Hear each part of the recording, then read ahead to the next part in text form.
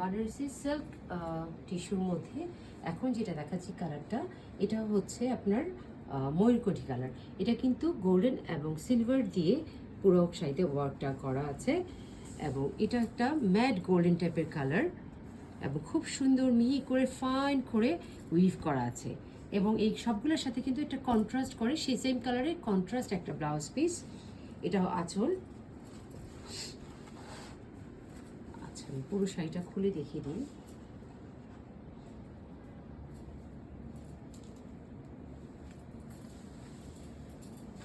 ময়ূরকণ্ঠী কালারের মধ্যে এটা কিন্তু খুব সুন্দর একটা কালার, এবং এই যে আঁচল সহ আপনাদেরকে দেখিয়ে দিচ্ছি, আঁচলটা সহ দেখেন। এটা গায়ে ধরে দেখিয়ে দিচ্ছি, এবং এগুলোর প্রাইস হয়ে যাচ্ছে 10,500 টাকা।